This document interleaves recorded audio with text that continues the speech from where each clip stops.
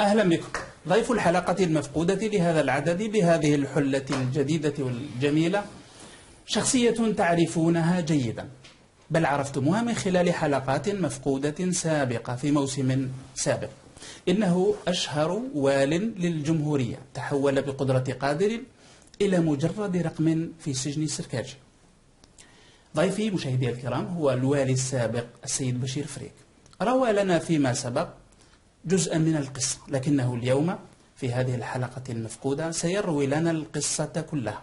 قصة تبدو أغرب من الخيال، رجح البعض أنها تصلح كفيلم سينمائي لما تحمله من إثارة وعقد عجز الجميع على تفكيكها إلى يوم الناس هذا. سيجيبنا بشير فريك في هذه الحلقة على سؤال كبير وخطير، وهو لماذا سجنت؟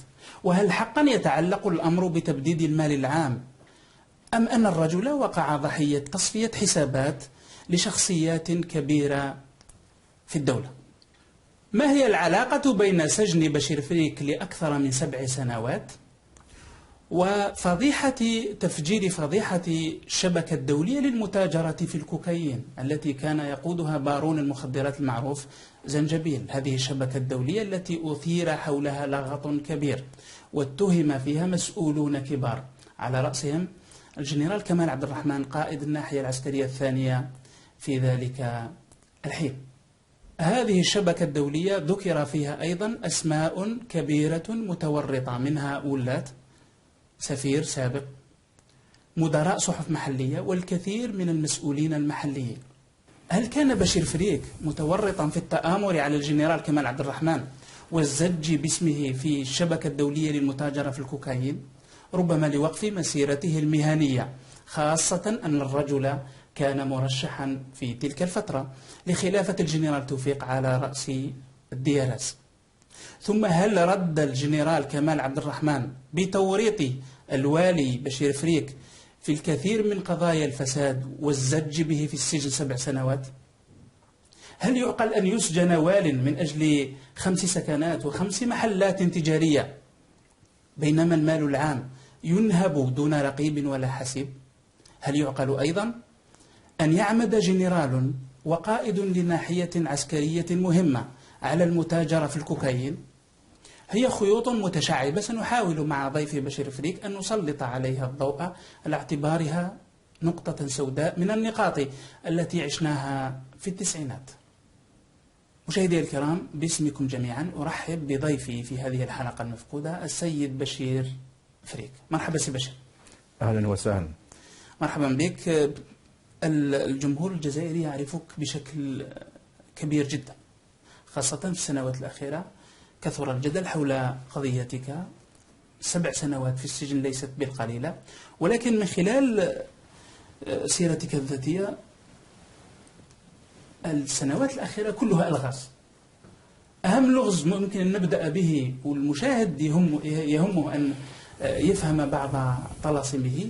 لماذا سجنت سي بشير؟ أنت في 97 غادرت وهران، وفي 99 أنهيت مهامك كوال، لكن فجأة في 2001 أعتقد شهر جوان، في شهر جوان 2001 يفتح تحقيق حولك وتجر إلى المحكمة، وفي في أول التحقيق يتم توقيفك وتقاد إلى السجن، ربما حتى دون أن تودع عائلتك. سؤال كبير، لماذا سجنت؟ أعوذ بالله من الشيطان الرجيم. بسم الله الرحمن الرحيم. أبدأ بقوله تعالى: ربي اشرح لي صدري ويسر لي أمري واحلل عقدة من لساني يفقهوا قولي. في بداية بودي أن أتقدم بالشكر لك على هذه الاستضافة، وطبعا الشكر موصول لقناة الخبر KBC على هذه الاستضافة الجريئة. سي محمد، في التقديم طرحت جملة من التساؤلات وجملة من الاستفهامات، وكما ذكرت هذه المحنة أو هذه المظلمة وضعتها في كتاب، مشروع كتاب على كل نرى على تحت الطبع، يتعرض بالتفصيل. عنوانه لماذا سجنت؟ عنوانه لماذا سجنت. كوالي مارست هذه الوظيفة التي كلفتني بها الدولة لما يقارب 19 سنوات، وأنهيت مهامي كغيري من الزملاء في 22 أوت 1999. طيب، هل لنا أن نفهم يعني الظروف التي أنهيت فيها مهامك والسبب إذا كان ممكن بشكل مباشر؟ والله هو مبدئيا تعيين الوالي وإنهاء المهام من صلاحيات ومن السلطة التقديرية لرئيس الجمهورية. أنهيت مهامي مع مجموعة تاع 22 والي في التاريخ المذكور، وكان آنذاك السيد رئيس الجمهورية في البيان الرئاسي ذكر أو سجل أنه لا يمكن متابعة أي والي من هؤلاء الولاة الذين أنهيت مهامهم، متابعتهم قضائيا، لأن إنهاء المهام في ذاك الوقت ربما فيه تلميح وإشارة أنه فيهم من تورطوا في الفساد. لا طبعا، هو حتى في عملية إنهاء المهام والشطب وكابتها، حتى البيان تاع الرئاسة في ذاك الوقت كان بيان ناري ضد هؤلاء. لكن كنت ضمن 22 الذين أنهيت مهامهم. طبعا. لكن في النهاية الرئيس قال احنا وضعنا حد لهؤلاء ولكن ما تكونش فيه متابعات قضائية. كان إنهاء المهام بالنسبة لي شيء عادي جدا. الإنسان مارس مهمته، جاء وقت أنهيت مهامه بسلطة تقديرية كما قلت وبقرار سيادي من الرئيس، ليس لي أن أناقشه. بشير، سمح لي، حسب علمي تلقيت خبر إنهاء المهام في ليلة عرس ابنتك بمكالمة هاتفية، وكنت حكيت لي في دردشة خاصة أنه الأمر أثر فيك كثيرا. يا ريت المشاهد يعرف الظروف التي غادرت فيه الوظيفة وكيف كان إحساسك. لا، ماهوش إنهاء المهام تاعي. إنهاء المهام تاعي انتهى ببيان في رئاسة الجمهورية يمس ولكن أبلغت قبلها. قبلها كان ذكرت لك في دردشة أن السيد الرئيس لما جاء في 99 طبعا كان يحمل أفكار ويحمل مشروع أنه لا بد من تهذيب الحياة العمومية. لسوء حظي التقارير السابقة التي كانت ضدي من إعداد جماعة وهران اللي نتكلموا عليهم وصل إليه التقارير. وصلت إليه تقارير ضدك؟ أكيد وصل إليه، وكلمني الرئيس شخصيا، طلب مني استفسار على نقطة أو نقطتين بالتحديد، كان استفسار بنوع من الحدة. أعطيت له توضيحات بكل وضوح. هل ممكن نعرف؟ والله كانت بالدرجة الأولى، لأن التقارير هذه المفبركة دائما تعد بحدة، لأن الهدف منها هو الإساءة للناس. فالرئيس بطبيعة الحال وصل التقرير طلب مني استفسار على فيلا في وهران. الفيلا كنت تشغلوها في وهران؟ كان الأولاد يشغلوها. وأنت كنت والي في عنابة. لأن أنا لما مشيت كانوا عندي تلاميذ أولادي في سن مدرسة في سنة البكالوريا، فبموافقة الوالي سي بدريسي اللي يذكره بالخير وسي بن منصور كان وزير الداخلية، قالوا لي، قلت لهم تخليوها لي على سبيل الإعارة حتى نكملوا الأولاد الدراسة. فالوشاية وصلت إلى الرئيس على أنك انتقلت إلى عنابة وتحتفظ بفيلا فيها، على أنني شريتها وديتها إلى آخره، وهذا كله كلام نقل إلى السيد الرئيس خطأ. المهم وضحت له المشكل انتهى. بعد هذا المكالمة هذه كان في تذكر في 30 جوان 99. نعم. وكان يومها يوم زفاف ابنتي المحامية. نعم. كان بكل صراحة كان يوم، رغم أنه من الناحية العائلية كان يوم سعيد، ولكن بالنسبة لي كانت صدمة. كانت صدمة سي بشير. كانت صدمة لأن ما كنتش نتوقع هذه المكالمة هذه. نعم. ولكن مشينا أمورنا كما العرس فات أكيد مش بنفس الطعم، ولكن ما قلت حتى لواحد. نعم. ما بلغت حتى لواحد. لا أنت عرفت باللي مسيرتك كوالد انتهت طبعا. بعدها بأيام صدر المرسوم الرئاسي. شهر ونصف صدر مرسوم رئاسي، وأنهيت مهامي ضمن مجموعة 22 والي اللي تم البعض منهم إعادتهم راهم وزراء، والبعض منهم راهم ولاة. بعضهم وزراء الآن. وزراء، وبعض منهم راهم ولاة. نعم. بدون ذكر الأسماء. ولكن سي بشير، بالعودة إلى يعني أنهيت مهامك في 99، من 99 إلى 2001 وأنت في بيتك، يعني ولا شيء طبعا حدث، لا تحقيقات لا استدعاءات. في 2001، في جوان 2001 يتم استدعائك وتفتح تحقيقات حولك بخصوص التسيير في وهران. كيف بدأت العملية؟ يعني من أين انطلقت ولماذا؟ شوف نحاولوا باش نختصروا، لأن القضية كما قلت متشابكة ومترابطة ومعقدة. لوكا نسترسل فيها حلقات وحلقات، ولكن على الأقل مفاتيح باش الناس تفهم علاش سجنوك، علاش سجنت. هل سجنت لأنك صح تورطت في فساد وتبديد المال العام، أم أنك رحت ضحية تصفية حسابات كما تقول؟ هو طبعا أي شخص ما يقدرش في الواقع تاعي ما يقدرش يجي يقول لك نعم صح أنا يا متأكد. لكن أنا ما أحاول التأكيد عليه أنني وقعت ضحية مظلمة، وقعت كبش فداء في صراع لا ناقة لي ولا جمل فيه. نعم. أنت قلت عامين، أنا نقول لك بعد 4 سنوات ونصف من مغادرة وهران. نعم. غادرت وهران في 97، عملت عامين، انهيت مهامي، قعدت عامين وانا متقاعد، وبديت نعيش الحياه العائليه. وش الشيء الذي جد؟ وش المعطيات التي جد؟ هذا هو السؤال المطروح حتى تدعوك قضائيا. هذا هو السؤال المطروح. نعم. سي محمد، السؤال المطروح هي ما يعرف بفضيحه الكوكايين في وهران، ما يعرف مصطلح بفضيحه الكوكايين. هذا ملف قذر ووسخ وسخت أصحابه جميعا بكل صراحة، المتورطين فيه، المعدين معه والمتورطون فيه. لماذا؟ نعم. البداية كانت نتيجة الصراعات المحلية في وهران.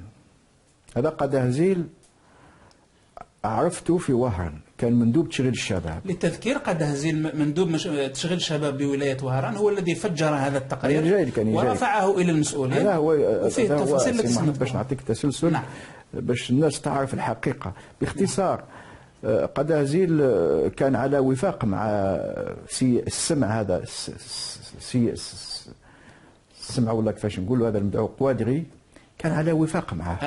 قوادري الوالي الذي خلفك على لا ما خلفنيش، والحمد لله ما يشرفنيش يخلفني واحد كيما هذاك بكل صراحه. جا قبلك او خلفك؟ لا خلفني بدريسي. نعم. وقوادري شوف مليح، انا خلفني بدريسي الله يذكره بالخير، وعامين بدريسي هو والي في وهران ما لاحظ حتى شيء. هذا المدعو قوادري اللي هو خدام سيادو الجنرال كمال هو اللي جابه. هو اللي جابه. ما اون باس با بار 36 ما معروف، هو الخدام نتاعو.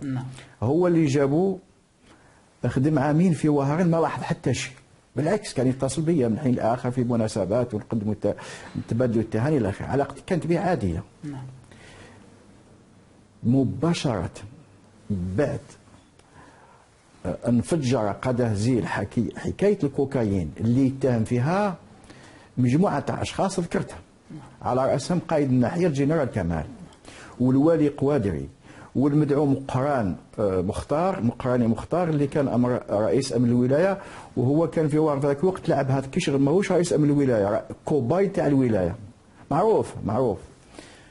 وغيرها من الاسماء اتحفظ على ذكر اسمائهم لانهم فيهم بعض الاصدقاء. هذا التقرير يعني باش الناس تفهم داروا قدهزيل. هذا التقرير داروا قدهزيل نعم. على خلفيه مشاكل بينه وبين الوالي. دار تقرير خطير وين يتهمهم باللي هالمسؤولين هذا راهم ضالعين في شبكه وطنيه ودوليه للمتاجره بالمخدرات وتبييض الاموال. نعم.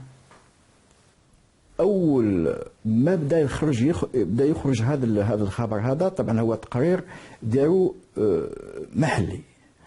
هو يقول، لان بعد تلقيته مرات، هو يقول لما وقع علي الضغط في وهر نتيجه هذا التقرير اضطريت باش هذاك التقرير يولي نرفعه للسيد رئيس الجمهوريه باش نخبره. نعم. سؤال، بيوصفوا واش يدير تقرير؟ يعني هل منصبه كمسؤول النشاط الاجتماعي يخليه أهله أنه يدير تقارير يتهم فيها مسؤولين كبار بالتورط في الكوكايين؟ أما هو تعتقد أنه مدفوع لتصفية حسابه؟ هو هذا قدهزيل وش نقول بكل صراحة، من الصعوبة أننا نصدق بأن قدهزيل دار التقرير هذا من تلقاء نفسه، ونرجع له إذا كان نرجع له طبعا. من صعوبة نعم. لأن لما تقرأ التقرير ربما موجود عندك وعندك عليه معطيات، يذكر لك الشبكة هذه وين متمركزة، في اسبانيا، في ايطاليا، في بلجيكا، في فرنسا، في المانيا. هل قدهزيل عنده ديزونتان في هذه الاخر. هذه من جهه. من جهه اخرى حكايه الكوكايين في حد ذاتها، انا في هذاك الوقت لما الامور انفجرت، وهذا قبل ما يفتحوا التحقيق عليا، كانت الصحافه تتكلم على قدهزيل، لان لما قدهزيل التقرير نتاعو بلغ على السلطات، قائد الاركان في هذاك الوقت وممكن الرئاسه، قائد الاركان تحرك وقائد الناحيه تحرك، لانه قائد الناحيه العسكريه الثانيه مذكور في الجنرال كمال عبد الرحمن، ليس شخصا بسيطا له ثقله في المسؤوليه، يرد اسمه في تقرير الكوكايين شيء متهم اتهم. التقرير لما تطلع عليه تفهم باللي فيه البصمات نتاع المخابرات.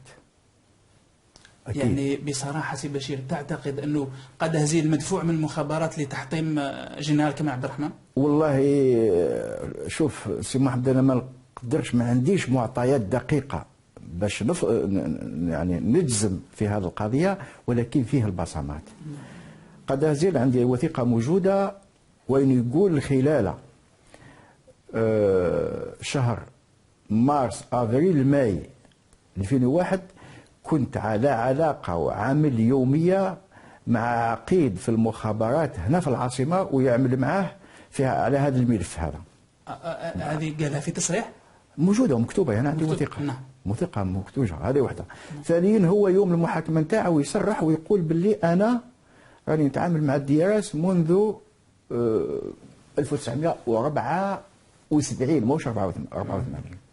إذن وهذه للأمانة يعني باش نسجلها، في هذيك الفترة هذيك لما كانوا يديروا التحقيق على قدهزيل كان الاسم نتاعي كل مرة يتداول في الصحافة. كان العقيد الحاج زبير تاع المخابرات وهو عنده علاقة طيبة مع أو توفى الله يرحمه، جاري كنت علاقة طيبة مع قائد الناحية كمال عبد الرحمن. في يوم ما خرجت تلاقيته صباح الخير سي الحاج، قلت له ودي تشوف الحكاية هذه تاع الضروب وانا راني اسمي كل مرة يتداول. قال لي بشير الله يسترك، قال لي الاسم نتاعك مذكور بانك وراء هذا التقرير هذا. يعني اتهمت صراحه انك انت اللي دفعت قدهزيل. ما كانش عندهم شجاعه باش يتهموني صراحه، لان ما عندهم حتى دليل. اذا هي شكوك انك تقف وراء ما هيش صدير، هما لقاوها مطيه، داروها مطيه، لانني كانت علاقتي بقدهزيل طيبه وقدهزيل كان يتكلم عليا الخير في وهران، فبالتالي قالوا أو أوهموا من أراد أن يقتنع بكلامهم أن فريق هو الذي دفع قدهزيل لإعداد هذا التقرير، هو المدبر تاع التقرير. نعم. بينما هما مع قرار تنفسهم عارفين شكون اللي وراء قدهزيل. قدهزيل ممكن يكون دار تقرير مبادرة، لكن من بعد كما يقولوا الفرنساويين لا يتي بري اون شارج، بعد تكفلت به المصالح وهو قالها وثيقة. ولكن ما فيش أدلة أنه المصالح أو جهاز مخابرات هو يقول لها ربما يتحدث عن أشخاص يذكرهم بالأسماء، بلا داعي ما نقدرش نذكر الأسماء، يذكرهم بالاسم والوثيقة موجودة. سي بشير، تقرير بهذه الخطورة يعني فيه معلومات بهذه الخطورة، السؤال اللي ربما إلى الآن لا مواطن يملك الإجابة عليه هو هل قدهزيل هذا الموظف البسيط هذا في ولاية وهران، هل التقرير هو من بنيات أفكار ومن مبادرة منه، أم هو مدفوع كما تشير إلى ذلك أنت من جهاز المخابرات لهدف نجهله؟ ربما لديك معلومات. شوف سي محمد، أنا لا أريد أن أتوقف كثيرا عند هذا التقرير، لأن هذا التقرير هذا لا بعيد عليه، ولكن ما أعطيه لك هو ما سمعته من قدهزيل شخصيا. هذا التقرير أنا في اعتقادي قدهزيل بادر به، ثم تدخلت أو لما قام بإعلام، هو يتعامل مع مصالح المخابرات، لما قام بإعلام المخابرات مصالح المخابرات فتح التحقيق.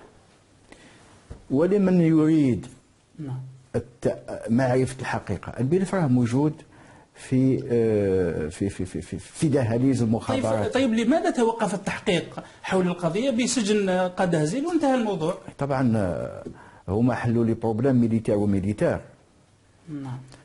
سجنوا قدهزيل، المصلحة المركزية نتاع التحقيقات الاقتصادية وتاع غيرها مكلفة به لايتي ديسوت في منعكنون، تحلت. العقيد اللي كان حاكمها هجر بسبب هذا التقرير. طبعا. نعم.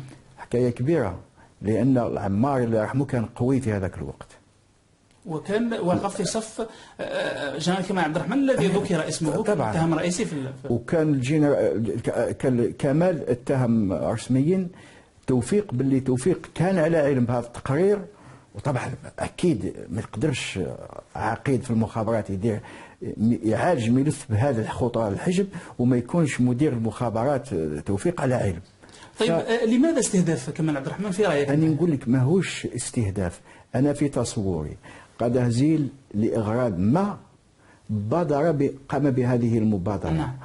ثم كما يقولوا لايتي بري اون شارج. نعم. بعد الملف تكلفت به تبناوه جهات عليا. وهذا هي القضيه. حلوا المشكل، قدهزيل ادخل السجن مش فدا، المصلحه المعنيه حلت، العقيد المكلف بالتحقيق على المستوى هنايا حول الى موقع اخر. القضيه على مستوى يعني دفن التقرير، دفن الملف. طبعا دفن التقرير. نعم. وإذا دفن إداريا في الذاكرة الجماعية للجزائريين يبقى.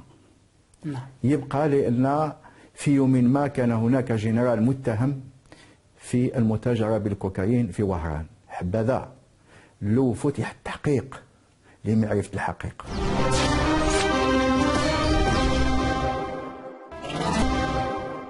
خلينا نكونوا موضوعيين، يعني جنرال ماجور قائد ناحية عسكرية مهمة كما وهران متهم في الكوكايين، يعني ما خلص العقار، خلص المال، خلص الاستفادات الكوكايين، يعني شيء أحيانا لا يصدقه العقل، يعني خاصة في فترة التسعينات وين كان الدولة والجيش والمفروض قياداتنا العسكرية كانت منشغلة بمكافحة الإرهاب. شوف سي محمد، أنا تجبرني باش نقول الشيء اللي ما يشبغي نقوله.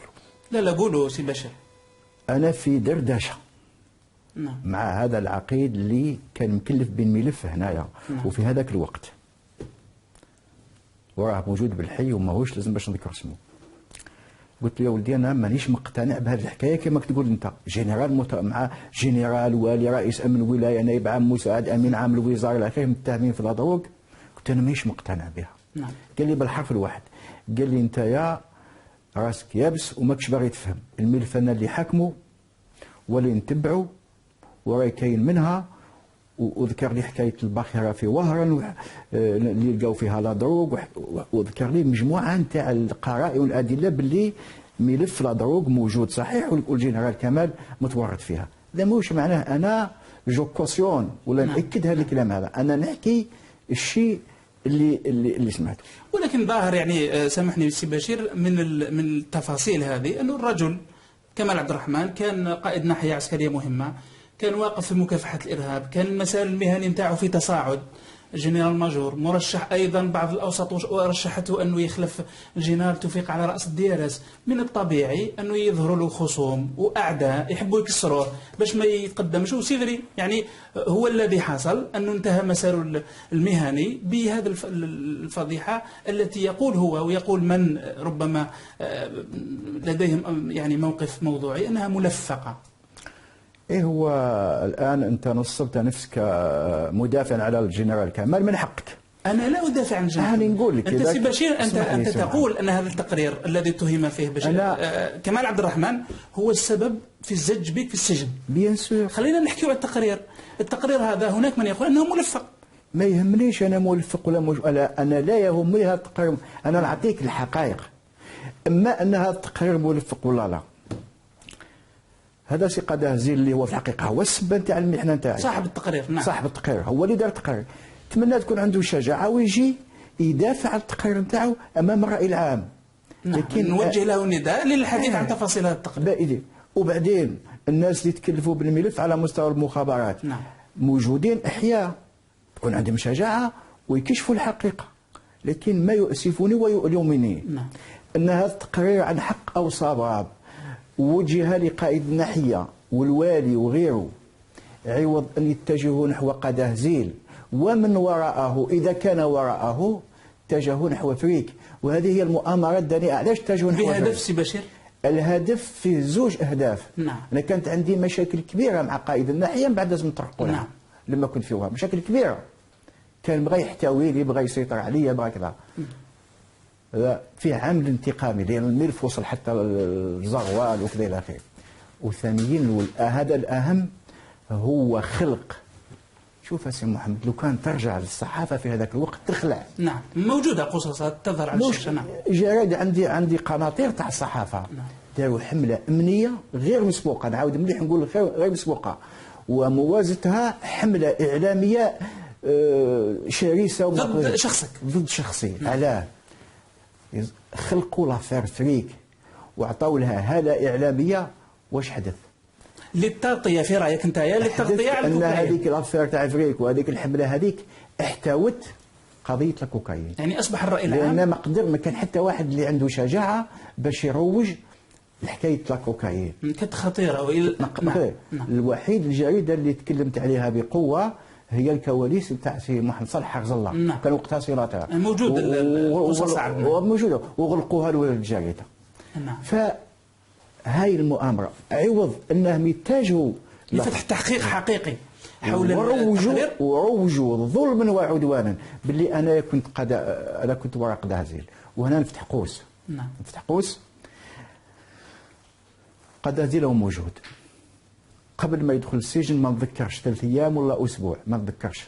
هو كان يخبرني باللي راه دخل في صراع مع الوالي ومش عارف وكذا. في يوم انا جيت طالع في السياره تاعي مع الوراسي، هو كلمني في الهاتف قال لي انا قضيت عليهم. قلت له قد برك انا كيما يقولوا ها برك ما تشكل. قلت واش قضيت عليهم؟ قال لي قضيت عليهم. قال لي روح تقهوى. والراجل قال لي راني في الوراسي. قلت له راني جسماني اللي حدا الوراسي. دخلت هنا لا علم لك بالتقرير. ما علمنيش، ما عنديش وراه موجود. نعم. نقول الكلام هذا باش نبرأ نفسي لانني ما نتامرش. مستحيل اخلاقي ولا تربيتي نروح نتامر. واش دخلي انا في واغ؟ واغ نسيتها 4 سنين ونص. واش ندخل في المشاكل تاع واغ ولا دروغ وكذا وباي صفه انا ندخل فيها؟ نعم. فطلعت الغرفه نتاعو لقيته مرتبك نوعا ما. نعم. قال لي عندي تقرير واني نقضي عليه. وشكون هما هذه؟ قال لي فلان وسمى لي الجنرال كمال وقوادري ومقراني رئيس امن الولايه. عطاني التقرير شفته لقيته شويه الحجم نتاعو موجود يظهر على الشاشه. قال لي قراه. قلت له ولدي هذا الفرنسيه تاعي ضعيفه. قلت له احسن قراه لي انت. قراه لي صدقني، هو يقراه لي لحم يتشوك. نعم. قلت له قاده راك حتى بعيد، قلت له عندك البيان على هذا الشيء هذا؟ او قاده ويسمع يلزم يسمع. نعم. قلت له قاده راك حتى بعيد. هل عندك ادله انك تتهم مسؤولين كبار بالمتاجره في المخدرات؟ قلت له خاصه، قلت له في الوضع نتاع البلاد في هذاك الوقت 2001. نعم. الوضع نتاع البلاد قيد ناحيه، لواء قيد ناحيه عسكري، قلت له تهم انت قيد ناحيه. قلت له تاخذ راي اختيك. قال لي سي تروطار. بعد حكى لي كيفاش راح التقرير وصل للجهه الوصيه. طبعا موش غير وصل، راح قال لي حكى لي كيفاش سمعوه في المخابرات في وهران وسجلوه في يعني قال لي ما نقدرش ندير مارشاريه. قال لي سي تروطار تقرير صحيح. يعني ما سالتوش شكون اللي يعني ما يقدرش ما يقولوش لا ما يقولوش. هو لحد الان رسميا يقول لك انا هو. مره سميت له شخص، قلت له شخص كان وراه كذا، قال لي احنا اصحابنا من هكذا. بعد قال لي انا اصحابي من نحميهم. هذا قاد هزيل، رغم انه سي بشير دفع الثمن، يعني دخل السجن. طبعا هو كان يعتقد باش يحميوه، ولكن في هذاك الوقت هو يعتقد دخلوه السجن باش يحميوه؟ لا هو يعتقد باللي يدافعوا عليه، لكن في هذاك الوقت خطورة. تقصد كان ممكن يغتال اذا لم لا مش هذا هو. لا مش هذا هو. هو كان يعتقد باللي الجماعه اللي معاه اللي وراه يحميوه ما يدخل السجن يخرجوه. ولكن ما حماوش. هو قاعد يقول لك خلوني لان هول القضيه وخطورتها وقوه العماري. والعماري كان هو الرجل القوي، والجنرال كمال معروف من رجالات العماري المعروف، يعني ماهوش. ولاو كل واحد يسلك راسه، وبالتالي الناس كل كما يقول الشاذ الله يرحمه، الناس كل ركشت. يعني حتى ربما الذين وقفوا وراء التقرير لم يظهر لهم خبر، يعني سجن بالعكس. مش غير تواروا عن الانظار. نعم. تواروا عن الانظار، والملف طمس و ما عادش هضر عليه. نعم. ما عادش هضر عليه. نعم. تحقيق توقف طبعا. التحقيق. للتذكير سي بشير، التقرير يظهر في الشاشة، تقرير يحمل معلومات خطيرة جدا. يعني التقرير الذي قدمه قاد هزيل إلى السلطات العليا يقول بعث المخابرات والرئاسة ويعني وصل إلى كل الجهات وخرج حتى في الإعلام. التقرير يتكلم عن شبكة دولية للمتاجرة في المخدرات وتبييض الأموال، ومش أي مخدرات، في الكوكايين. شبكة دولية تنشط على محور الجزائر، المغرب، اسبانيا، بريطانيا، بلجيكا، ايطاليا، وعلى مستوى الوطني في تقريبا في كل ربوع الوطن، يعني في ولايات من الشرق من الغرب الى الجنوب.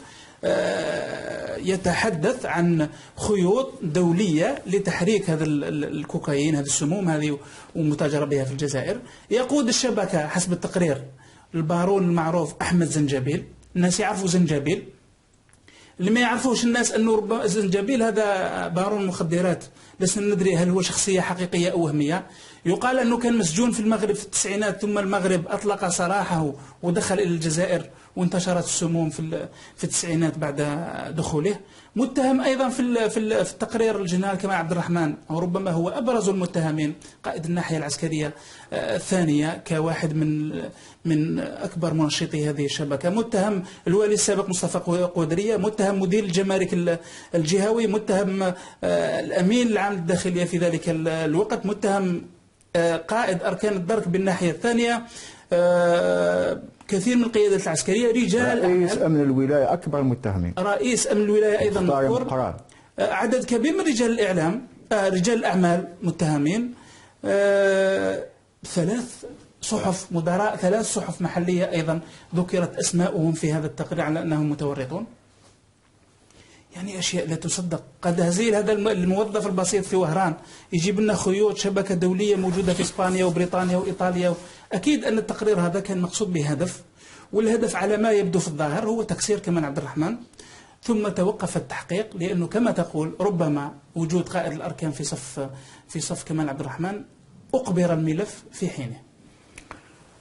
أنا لست هنا لتأكيد صحة هذه الاتهامات أو عدمها.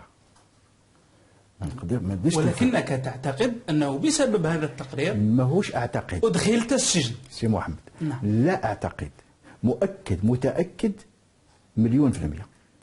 طيب ممكن تجاوبنا على سؤال بسيط، علاش يعني لماذا بشير فريك بالضبط؟ علاش لما يذكر جنرالات في هذا التقرير يروحوا لبشير فريك يلفقوا له تهمه يدخلوه في السجن باش يغطيوا على لماذا انت لعدة اعتبارات. نعم. الاعتبار الأول هو عنصر الانتقام، لأن كانت عندي وذكرتها لك، كانت عندي مني أنا عنصر انتقام مني أنا الجنرال كمال عبد الرحمن من طرف خاصة الجنرال كمال ومقراني وغيره. طيب ينتقم منك لماذا؟ يعني وش كان؟ خليني نكمل لك. هذا العنصر العامل الأول هو عنصر الانتقام. نعم. والعنصر الأهم هي نعاود نقولها لك، هي التغطية على فضيحة المخدرات من خلال خلق هالة إعلامية كبيرة. جبنا بها 10 سنين تقريبا. صحيح. تقريبا 10 سنين. الإعلام يتكلم عن قضية بشير فريك، وقلة قليلة تتكلم عن الشبكة الدولية المتاجرة في الكوكايين. بداوا يتكلموا بإلحاح على شبكة المتاجرة. أنا حاولت أثناء المحاكمة نتاعي مرتين أنني نجر الإعلام للحديث عليها، لكن ما تكلموا إعلاميا ابتداء من 2006 لما خرج قدام هزيل ومشى لبعض الصحف هذاك وتكلم في الشروق، انت كنت رئيس تحرير تاع الشروق. نعم. وتكلم في الخبر وتكلم في الوطن وغيرها، وتوصل انه حتى ان جر معاه سليمة المساني للمحاكمه ضد الجنرال كمال ومدير المهم. نعم. فالخلاصه ان في هذاك الوقت نجحوا في طمس قضية المخدرات بقضية فريك. ولكن كما تعلم الحق يعلو ولا يعلى. طيب الانتقام، علاش الجنرال كمال عبد الرحمن ينتقم؟ شوف هذا الجنرال كمال عبد الرحمن يحسن الحظ خدمت معاه عام برك. لو كان خدمت معاه كما خدمت مع الجنرالات الاخرين مش عارف تصرى. انت تعينت في وهران في 94. هو كان قبلك ولا جا بعدك؟ جا بعد. لا ما جا بعدي انا. هو جا في 96. نعم. خالف الجنرال بكوش. ودعني نعطيك تسلسل باش نسيروا لنفهم العلاقه اللي كانت بينك وبين الجنرال كمال عبد الرحمن. ما عندك شوف لازم نعرف مبدئيا الوالي وظيفيا وعمليا ما عنده حتى علاقه مع قائد الناحيه. اذا كان هناك علاقه عمل مع قائد القطاع العسكري اللي هو عضو في لجنه الامن الولائيه المؤسسه بموجب مرسوم رئاسي معروف في 83. الوالي وقائد الناحيه عمليا وظيفيا ما كان حتى علاقه بيناتهم. هناك علاقه احترام، علاقه بروتوكوليه، علاقه تقاليد التعامل الى اخره فقط. خاصه لما يكون الوالي في مقر الناحيه الولايات، مقر النواحي وهران، قسنطينه، بشار، الى اخره. لما جاء هذا الجنرال كمال على راس الناحيه في 96 خبرني واحد صديق في الرئاسه، قال لي وجاكم قائد ناحيه حاول باش تكون مسافه بينك وبينه. قال لي راهو خلاط بالحرف الواحد، يعني احذر منهم. قال لي احذر منه. طبعا بقينا جات من الصبح حوالي 15 يوم عيط لي بنوع من هكا من اللوم. قال الزملاء كل جاو داروا لي زياره مجامله وانت ما جيتش، علاش؟ زملائك الولاد قائد الناحيه كان تحصلتوا حوالي 10 الى 16 ولايه ومن ولايات 15 ولايه اعتقد. قلت له معليش اذا كان احتجت نجيك. رحت دخلت استقبلني قال لي فعلا كيف الزملاء نتاعك راهم جاوا وكذا. قال لي يعني وكانه مكتوب على الوالي انه يروح يؤدي ولاءات الطاعه لقائد الناحيه العسكريه. حسب روحه باشا في هذاك الوقت، سيلو باشا كما قالوا. وكنا في حاله طوارئ، كان ما عندها حتى علاقه. هذه طوارئ كيفاش يقولوا، هذه طوارئ كيفاش يقول لك قميص عثمان اذا صح التعبير، او كلمه حق ورد بها باطل. ما عندي حتى علاقه بها عمليا ووظيفيا. استقبلني قال لي هذا وين الزميل نتاعك نتاع عين الدفله الوالي، رغم ان الولايه عين الدفله تابعه للناحيه العسكريه الاولى، ولكن وجا هذا وين نخرج منها وانت ما جيتنيش. المهم مرحبا كذا الى اخره. قلت له نحن رانا كاش بغيت معلومات ولا كذا ومرحبا بك وكاش. نعم. شوف يا سي محمد، النوع تاع البشر يتعامل معاه. اول ما بدا يسالني قال لي قال لي هنايا في وهران، هذا عنده واحد 15 يوم. قال لي في وهران هم الناس بزاف كارهين منك. هذا عنده 15 يوم. او قلت له صاي وصلت التقارير؟ قال وبدا. قلت له سي نورمال، اي مسؤول عنده اعداء، عنده اصدقاء، عنده متفرجين على. بدا سالني قال لي واش من العلاقات نتاعك ببعض الجنرالات؟ سما لي طيب دراجي كان في وزاره الدفاع مازال ما حكمش الدرك. سما لي الجنرال غضبان شعبان كان قائد القوات البريه. سما لي الجنرال بتشين، ونشفع عليها جنرال بتشين لما قلت له نعرفوه قال لي هذا هو الزعيم الروحي نتاعي. لان بتشين كان كما يسموه لو بريزيدون بيس في وقت زروال. وربما سي بشير انه كانت عنده خلفيه انك محسوب على الجنرال بتشين. ماهوش سقساني على نزار، قال لي ولد بلادك وكذا، وهذا يسقسان عليهم الكل في الاصل نتاعهم من عندنا من هي. سباني سقساني حتى على عباس وزيل، يعني ذهنيه عشائريه. الاسئله واضح الهدف تاعها. قال لي واش من العلاقه؟ يعرف هذا هو شكون وراك. بعد قال لي راك تقول باللي زروال نسيبي. نعم. قلت له يا اخي شكون قال لك الكلام هذا؟ جامي انا قلت الكلام هذا وعمري ولا استعملت ترافيك دانفلونس، بالعكس الناس راهم يعرفوني. نعم. المهم شويه الاول لقاء بكل صراحه ما ارتحتلوش.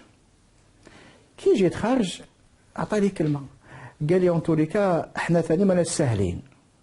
ستا ميساج يعني رساله باللي انا ثاني راني هنا.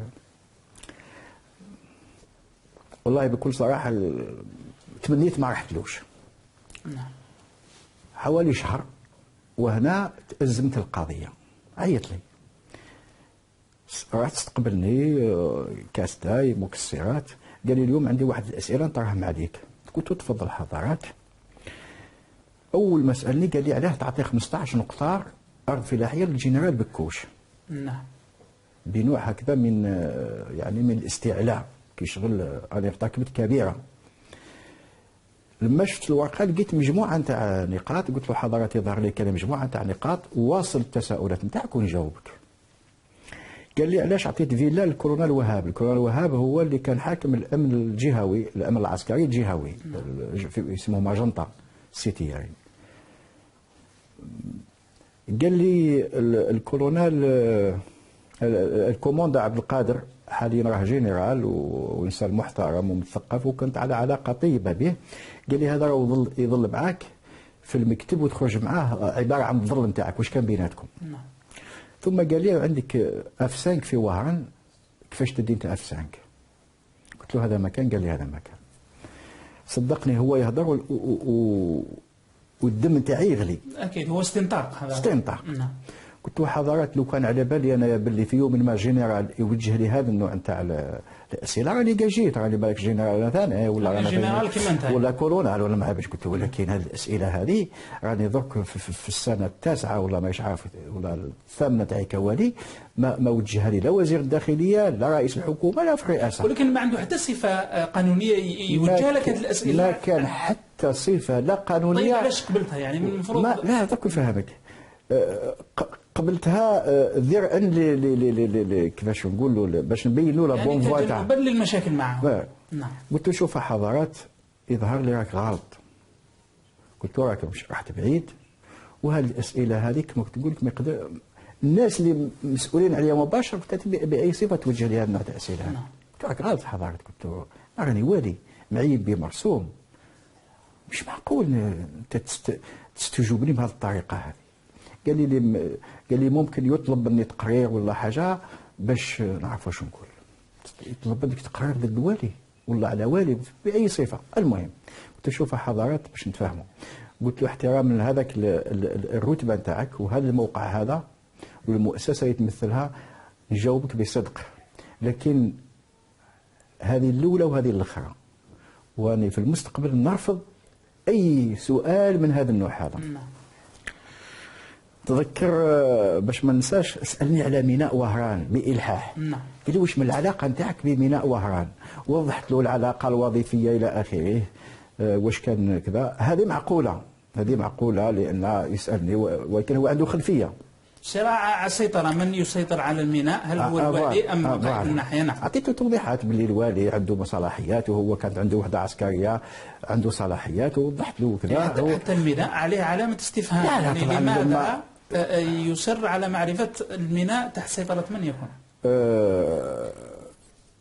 هو الميناء باش يبسط النفوذ نتاعو، لان لما مشيت انا بسط النفوذ نتاع الميناء ومعروفه حتى من لا دروغ تم اكتشافها في ميناء وهران. يعني هل هو وراها ولا مش وراها العلم لله، لكن حتى بالممارسات الاخرى كانت توصلني الاخبار، وكانت عندي كل الملفات والممارسات نتاعو هو وقوادره موجود عندي ملف كامل ممكن. ولكن المعلومات اللي عطاها لك دقيقه وصحيحه. دعوه انك اعطيت استفادات للجنرال بكوش، للمسؤولين اللي ذكرهم في الجنرال محمد. بالنسبه للجنرال بكوش قلت له يا ولدي راك غلط، انا ما مديتلوش.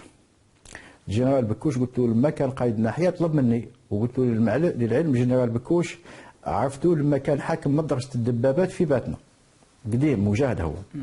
قلت له تلقينا هنايا اطلب لي قطعه ارض باسم الزوجه نتاعو. قلت له فعلا خرجت الكاداستر، خرجت مديريه املاك الدوله، مديريه الفلاحه، وداروا له قرار الاستفاده للزوجه نتاعو. لما جابوه لي باش نسنيه حطيته في المكتب وما سنيتوش.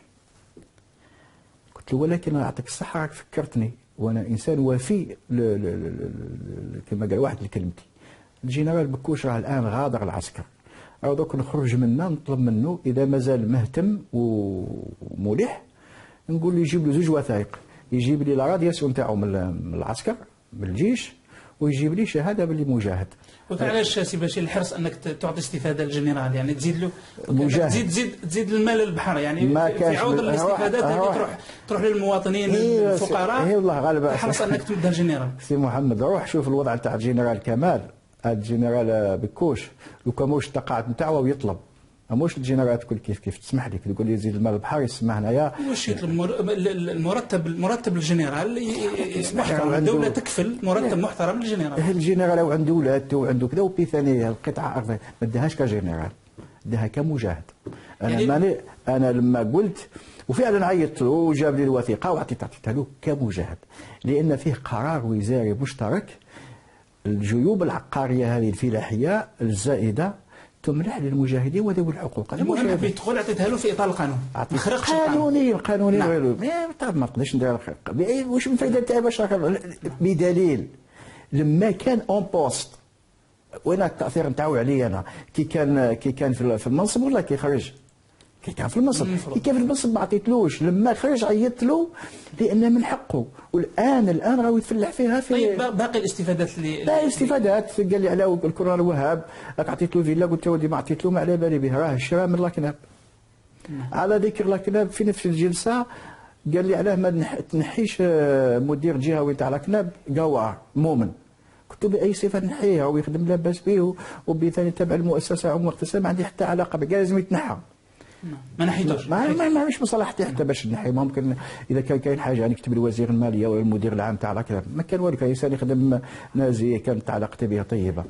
بالنسبه للكورونا سي عبد القادر قلت له ودي هذا راه هو الطابلو دبور نتاعي، وانا راه مسؤول المخابرات هو اللي يعطي لي الوضع في الولايه واش كان. بالعكس لازم نتعامل معاه، هو والدرك والامن هما اللي يعطيوا لي. مش عارف انا وين راح، قال لي بزاف وراه كذا، ومن بعد ولا نحاه من واهرا وبعثوا للصحراء لما مشيت انا الى. بالنسبه للسكن، انا ذاك الوقت ما شريت السكن، ما ديتش السكن اصلا. قلت يا خويا اللي قال لك على السكنه هذه عطينا الادريس نتاعها نشوفوها، قلت ما كانش من هذه راهي دعايات، وغلقنا الملف ندير هذه. علاقتك في البدايه هذه في البدايه. كيفاه كملت معاه المده كلها المده كانت مجموعه نتاع سلوكات وممارسات. يعني راح نعطيك عناوين تاعها لان فهمت او لانك انت تقول باللي هو عنده حساب قديم معك، صفاه معك. طبعا هذا هو. قنع المشاهد ان الرجل يعني بصريح العباره كما قلت يسالك حسيفه من 94 الى غايه 96 لما التقيته في وهران، وهي اللي خلاته مثل ما تقول ينتقم منك بتلك الطريقه في 2001. شوف، من اكبر القضايا اللي ما حبش ينساها لي كاينه واحد القطعه ارضيه ملعب بلدي من وقت في حي شعبي. جماعة وهران يعرفوه، راه مقابلة، كان مقابل لمسجد بن باديس الجديد في وهران. هذه أرض كانت ملعب بلدي من وقت الاستعمار. بعث لي مكلف بالشؤون الاجتماعية تاع الناحية، قال لي اعطيه لنا نديروا فيه تعاونيه عقاريه. اعطيه لنا للجيش؟ للجيش هي. نعم. قال اعطيه لنا الجيش نديروا فيه تعاونيه عقاريه. لما رحت قلت له راك تشوف فيه او ملعب راه مسيج كلوتيري، كيفاش نعطيه لك انا؟ قال لي خويا انا حضرت اللواء وهو اللي قال لي. قلت له ودي مستحيل.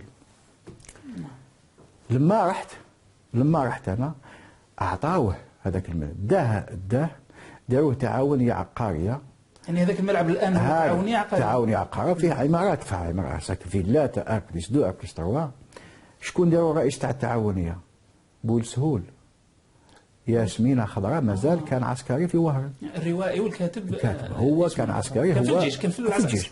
كان هو داروه هو رئيس التعاون يوقع.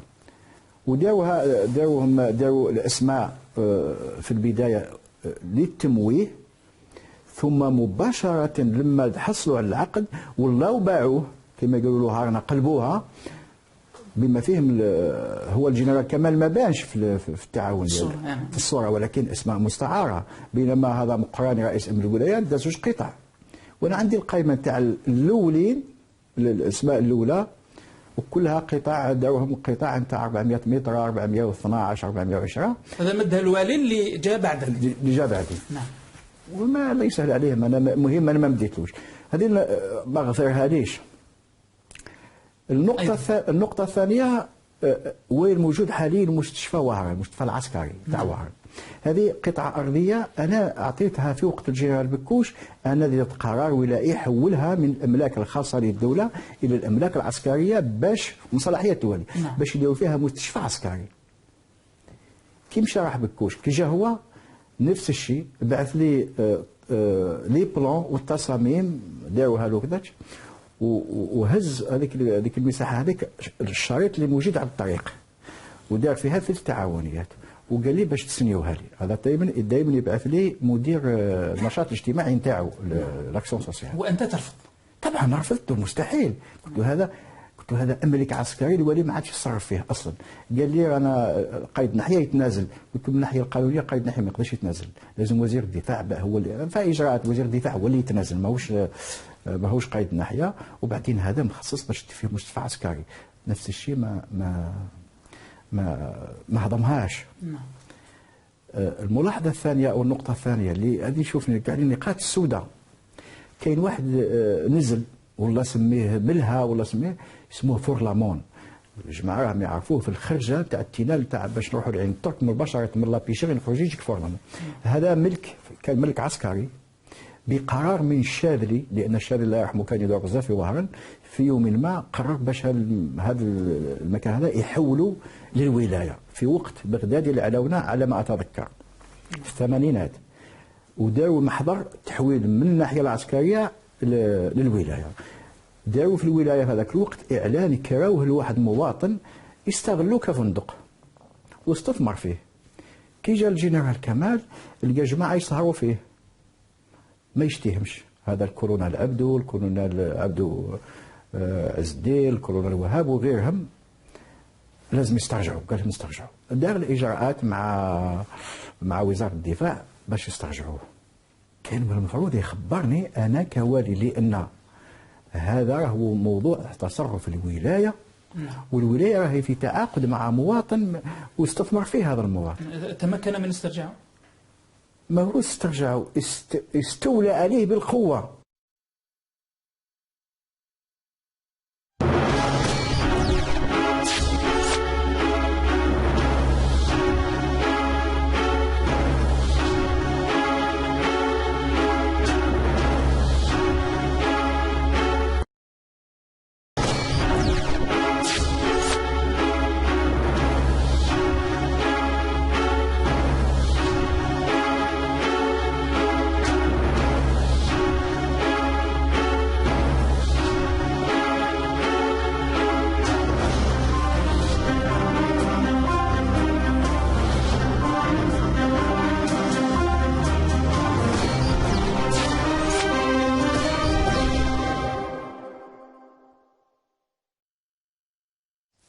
أهلا بكم. ضيف الحلقة المفقودة لهذا العدد بهذه الحلة الجديدة والجميلة شخصية تعرفونها جيدا، بل عرفتموها من خلال حلقات مفقودة سابقة في موسم سابق. إنه أشهر وال للجمهورية، تحول بقدرة قادر إلى مجرد رقم في سجن سركاجي. ضيفي مشاهدي الكرام هو الوالي السابق السيد بشير فريك. روى لنا فيما سبق جزءا من القصة، لكنه اليوم في هذه الحلقة المفقودة سيروي لنا القصة كلها. قصة تبدو أغرب من الخيال، رجح البعض أنها تصلح كفيلم سينمائي لما تحمله من إثارة وعقد عجز الجميع على تفكيكها إلى يوم الناس هذا. سيجيبنا بشير فريك في هذه الحلقة على سؤال كبير وخطير، وهو لماذا سجنت؟ وهل حقا يتعلق الأمر بتبديد المال العام، أم أن الرجل وقع ضحية تصفية حسابات لشخصيات كبيرة في الدولة؟ ما هي العلاقة بين سجن بشير فريك لأكثر من 7 سنوات وفضيحة تفجير فضيحة الشبكة الدولية للمتاجرة في الكوكايين التي كان يقودها بارون المخدرات المعروف زنجبيل؟ هذه الشبكة الدولية التي أثير حولها لغط كبير واتهم فيها مسؤولون كبار، على رأسهم الجنرال كمال عبد الرحمن قائد الناحية العسكرية الثانية في ذلك الحين. هذه الشبكة الدولية ذكر فيها أيضا أسماء كبيرة متورطة، منها ولاة سفير سابق، مدراء صحف محلية، والكثير من المسؤولين المحليين. هل كان بشير فريك متورطا في التآمر على الجنرال كمال عبد الرحمن والزج باسمه في الشبكة الدولية للمتاجرة في الكوكايين؟ ربما لوقف مسيرته المهنية، خاصة أن الرجل كان مرشحا في تلك الفترة لخلافة الجنرال توفيق على رأس الديارس. ثم هل رد الجنرال كمال عبد الرحمن بتوريط الوالي بشير فريك في الكثير من قضايا الفساد والزج به في السجن 7 سنوات؟ هل يعقل أن يسجن وال من أجل 5 سكنات و5 محلات تجارية بينما المال العام ينهب دون رقيب ولا حسيب؟ هل يعقل أيضا أن يعمد جنرال وقائد لناحية عسكرية مهمة على المتاجرة في الكوكايين؟ هي خيوط متشعبة سنحاول مع ضيفي بشير فريك أن نسلط عليها الضوء على اعتبارها نقطة سوداء من النقاط التي عشناها في التسعينات. مشاهدي الكرام، باسمكم جميعا أرحب بضيفي في هذه الحلقة المفقودة السيد بشير فريك. مرحبا سي بشير. أهلا وسهلا. مرحبا بك. الجمهور الجزائري يعرفك بشكل كبير جدا، خاصة في السنوات الأخيرة كثر الجدل حول قضيتك. 7 سنوات في السجن ليست بالقليلة، ولكن من خلال سيرتك الذاتية السنوات الأخيرة كلها ألغاز.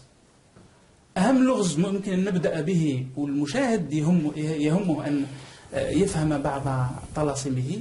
لماذا سجنت سي بشير؟ أنت في 97 غادرت وهران، وفي 99 أنهيت مهامك كوال، لكن فجأة في 2001 أعتقد شهر جوان، في شهر جوان 2001 يفتح تحقيق حولك وتجر إلى المحكمة، وفي في أول التحقيق يتم توقيفك وتقاد إلى السجن، ربما حتى دون أن تودع عائلتك. سؤال كبير، لماذا سجنت؟ أعوذ بالله من الشيطان الرجيم، بسم الله الرحمن الرحيم. أبدأ بقوله تعالى: ربي اشرح لي صدري ويسر لي أمري واحلل عقدة من لساني يفقهوا قولي.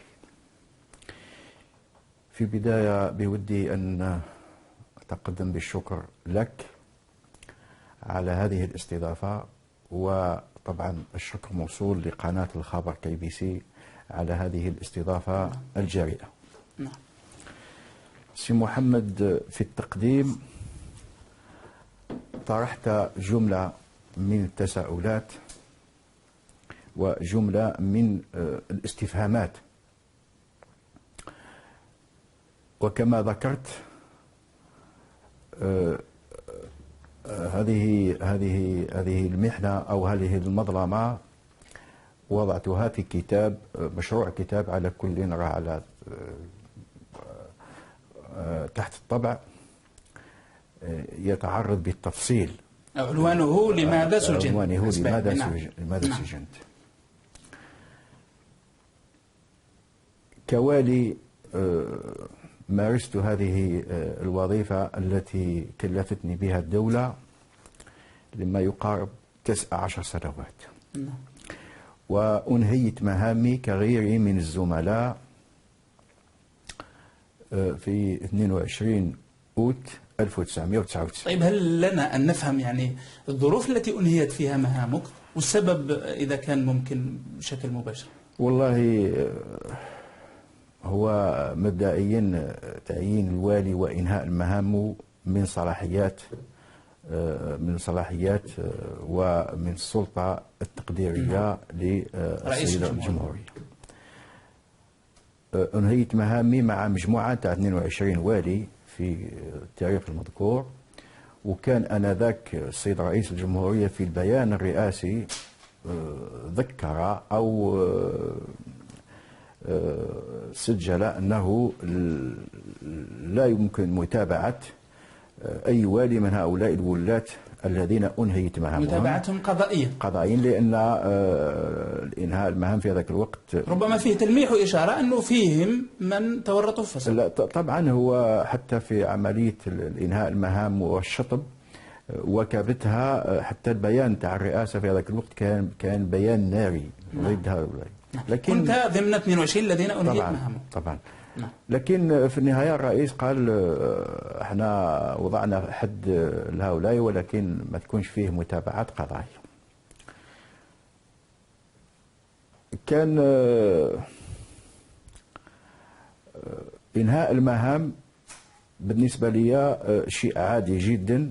الإنسان مارس مهمته، جاء وقت أنهيت مهامه بسلطة تقديرية كما قلت وبقرار سيادي من الرئيس، ليس لي أن أناقشه. بشير، سامحني، حسب علمي تلقيت خبر إنهاء المهام في ليلة عرس ابنتك بمكالمة هاتفية، وكنت حكيت لي في دردشة خاصة أنه الأمر أثر فيك كثيرا. يا ريت المشاهد يعرف الظروف التي غادرت فيه الوظيفة وكيف كان إحساسك. لا، ماهوش إنهاء المهام تاعي. إنهاء المهام تاعي انتهى ببيان في رئاسة الجمهورية يمس ولكن أبلغت قبلها.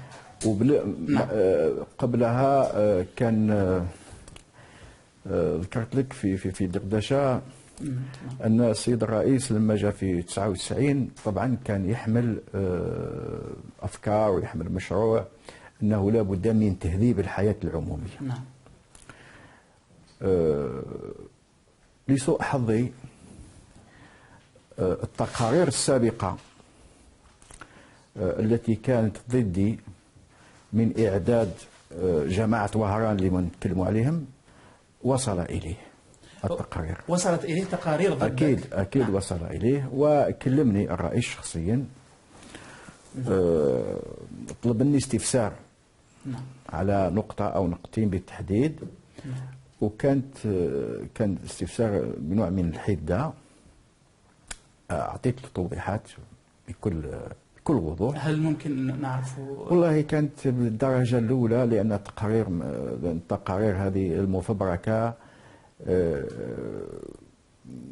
دائما تعد بحدة، لأن الهدف منها هو الإساءة للناس. فالرئيس بطبيعة الحال وصل التقرير طلب مني استفسار على فيلا في وهران.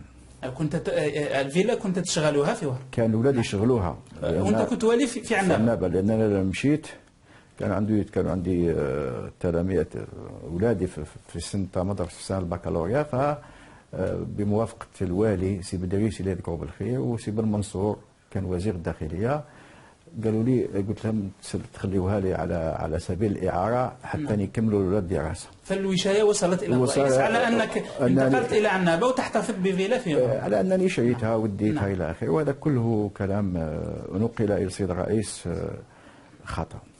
المهم وضحت له المشكل انتهى. بعد هذا المكالمة هذه كان في تذكر في 30 جوان 99. نعم.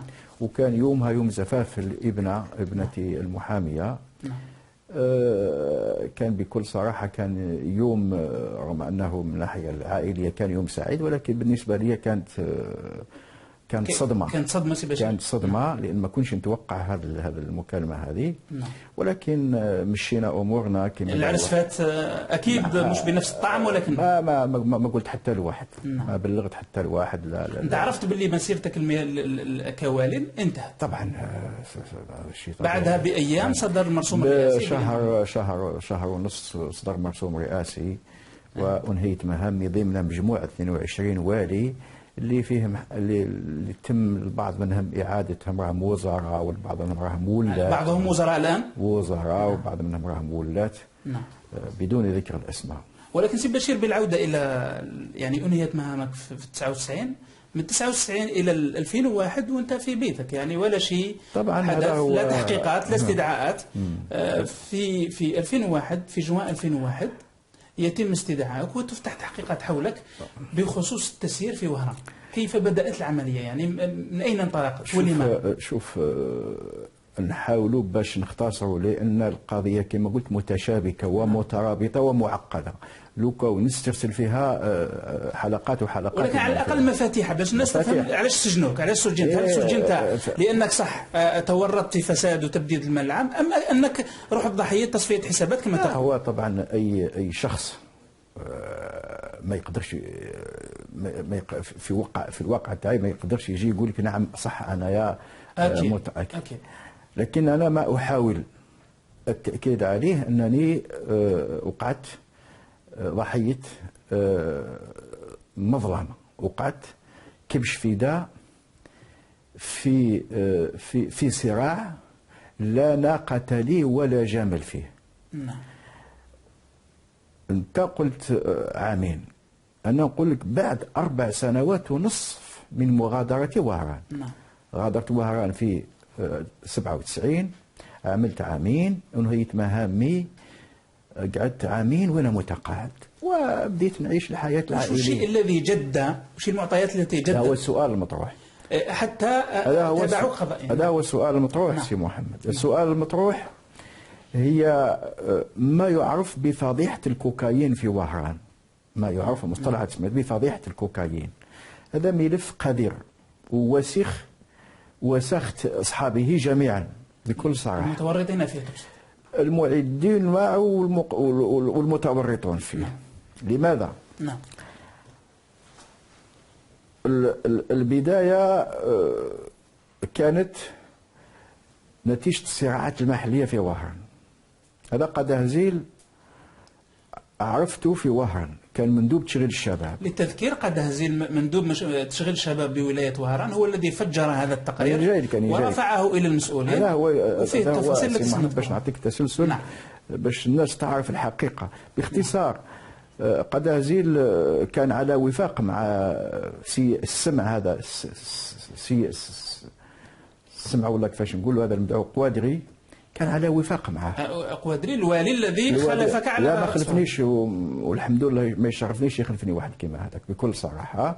جا قبلك او خلفك؟ لا خلفني بدريسي. نعم. وقوادري شوف مليح، انا خلفني بدريسي الله يذكره بالخير، وعامين بدريسي هو والي في وهران ما لاحظ حتى شيء. هذا المدعو قوادري اللي هو خدام سيادو الجنرال كمال هو اللي جابه. هو اللي جابه. ما اون باس با بار 36 ما معروف، هو الخدام نتاعو. هو اللي جابه. خدم عامين في وهران ما لاحظ حتى شيء، بالعكس كان يتصل بيا من حين لاخر في مناسبات ونقدم تبادل التهاني الى اخره. علاقتي كانت به عاديه. مباشره بعد انفجر قدهزيل حكايه الكوكايين اللي يتهم فيها مجموعة تاع أشخاص ذكرتها، على رأسهم قائد الناحية الجنرال كمال، والوالي قوادري، والمدعو مقراني اللي كان رئيس أمن الولاية، وهو كان في ذاك الوقت لعب هذا كشغل ماهوش رئيس أمن الولاية، كوباي تاع الولاية، معروف. وغيرها من الاسماء اتحفظ على ذكر اسمائهم لانهم فيهم بعض الاصدقاء. هذا التقرير يعني باش الناس تفهم داروا قدهزيل. هذا التقرير داروا قدهزيل نعم. على خلفيه مشاكل بينه وبين الوالي. دار تقرير خطير ويتهمهم باللي هذه المسؤولين هذه راهم ضالعين في شبكه وطنيه ودوليه للمتاجره بالمخدرات وتبييض الاموال. نعم. اول ما بدا يخرج هذا الخبر هذا، طبعا هو تقرير داروا محلي. هو يقول، لان بعد تلقيته مرات، هو يقول لما وقع علي الضغط في وهر نتيجه هذا التقرير اضطريت باش هذاك التقرير يولي نرفعه للسيد رئيس الجمهوريه باش نخبره. نعم. سؤال، بيوصفوا واش يدير تقرير؟ يعني هل منصبه كمسؤول النشاط الاجتماعي يخليه اهله انه يدير تقارير يتهم فيها مسؤولين كبار بالتورط في الكوكايين؟ اما هو تعتقد انه مدفوع لتصفيه حسابه؟ هو هذا قدهزيل، وش نقول بكل صراحه، من الصعوبه اننا نصدق بان قدهزيل دار التقرير هذا من تلقاء نفسه، ونرجعوا ليه ذاك نرجعوا ليه طبعا. من صعوبه نعم. لان لما تقرا التقرير ربما موجود عندك وعندك عليه معطيات، يذكر لك الشبكه هذه وين متمركزه، في اسبانيا، في ايطاليا، في بلجيكا، في فرنسا، في المانيا. هل قدهزيل عنده ديزونتان في هذه الاخر. هذه من جهه. من جهه اخرى،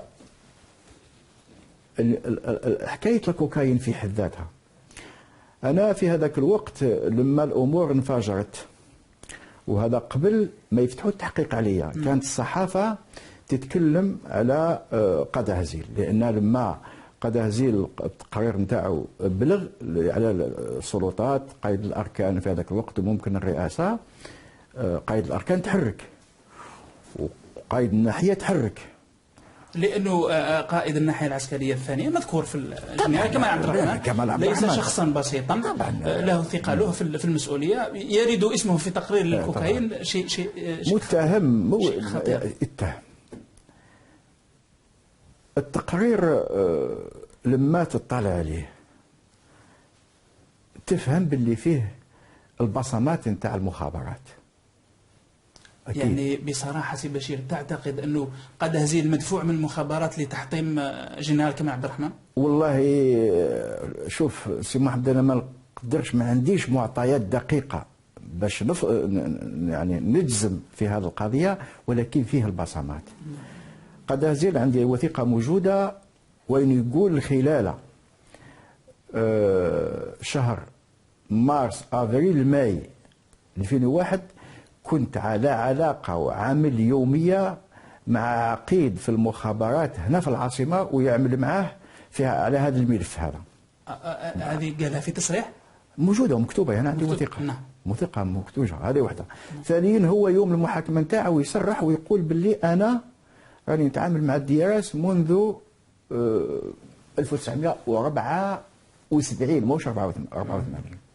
اذا وهذه للامانه يعني باش نسجلها، في هذيك الفتره هذيك لما كانوا يديروا التحقيق على قدهزيل كان الاسم نتاعي كل مره يتداول في الصحافه. كان العقيد الحاج زبير تاع المخابرات وهو عنده علاقه طيبه مع او توفى الله يرحمه، جاري كنت علاقه طيبه مع قائد الناحيه كمال عبد الرحمن. كمال عبد الرحمن. في يوم ما خرجت تلاقيت صباح الخير سي الحاج، قلت له ودي تشوف هذه الحكايه هذه تاع الضروب وانا راني اسمي كل مره يتداول. قال لي بشير الله يسترك، قال لي الاسم نتاعك مذكور بانك وراء هذا التقرير هذا.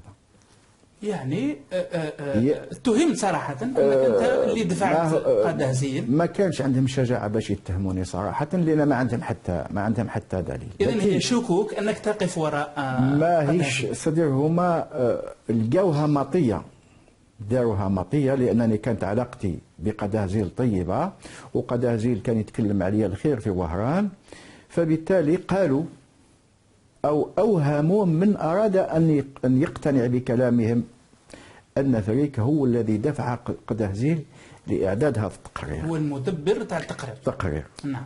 بينما هما مع قرارة أنفسهم عارفين شكون اللي وراء قدهزيل. قدهزيل ممكن يكون دار تقرير مبادرة، لكن من بعد كما يقولوا الفرنساويين لا يتي بري اون شارج، بعد تكفلت به المصالح وهو قالها وثيقة. ولكن ما فيش أدلة أنه المصالح أو جهاز مخابرات هو يقول لها ربما يتحدث عن أشخاص يذكرهم بالأسماء، بلا داعي ما نقدرش نذكر الأسماء، يذكرهم بالاسم والوثيقة موجودة. سي بشير، تقرير بهذه الخطورة يعني فيه معلومات بهذه الخطورة، السؤال اللي ربما إلى الآن لا مواطن يملك الإجابة عليه هو هل قدهزيل هذا الموظف البسيط هذا في ولاية وهران، هل التقرير هو من بنيات أفكار ومن مبادرة منه، أم هو مدفوع كما تشير إلى ذلك أنت من جهاز المخابرات لهدف نجهله؟ ربما لديك معلومات. شوف سي محمد، أنا لا أريد أن أتوقف كثيرا عند هذا التقرير، لأن هذا التقرير هذا لا بعيد عليه، ولكن ما أعطيه لك هو ما سمعته من قدهزيل شخصيا. هذا التقرير أنا في اعتقادي قدهزيل بادر به ثم تدخلت، أو لما قام بإعلام، هو يتعامل مع مصالح المخابرات، لما قام بإعلام المخابرات مصالح المخابرات فتح التحقيق. ولمن يريد معرفة الحقيقة، الملف راه موجود في في في في في, في دهاليز المخابرات. طيب لماذا توقف التحقيق حول القضية بسجن قدهزيل وانتهى الموضوع؟ طبعا هما حلوا لي بروبليم ميليتير وميليتير. نعم. سجنوا قدهزيل، المصلحة المركزية نتاع التحقيقات الاقتصادية وغيرها متكلفة به لايتي ديسوت في منعكنون، تحلت. العقيد اللي كان حاكمها هجر بسبب هذا التقرير. طبعا. نعم. حكاية كبيرة، لأن العمار اللي رحمه كان قوي في هذاك الوقت، وكان وقف في صف جنرال كمال عبد الرحمن الذي ذكر اسمه كمتهم رئيسي في وكان كمال اتهم رسميا توفيق، باللي توفيق كان على علم بهذا التقرير. وطبعا اكيد ما يقدرش عقيد في المخابرات يعالج ملف بهذا الخطى الحجم وما يكونش مدير المخابرات توفيق على علم. طيب لماذا استهداف كمال عبد الرحمن في رايك؟ أنا نقول لك ماهوش استهداف، أنا في تصوري قدهزيل لإغراض ما قام بهذه المبادرة. نعم. ثم كما يقولوا لايتي بري اون شارج. نعم. بعد الملف تكلفت به تبناوه الجهات العليا. وهذا هي القضية. حلوا المشكل، قدهزيل دخل السجن مش فداء، المصلحة المعنية حلت، العقيد المكلف بالتحقيق على المستوى هنايا حول إلى موقع آخر. القضية على مستوى يعني دفن التقرير، دفن الملف. طبعا دفن التقرير. نعم.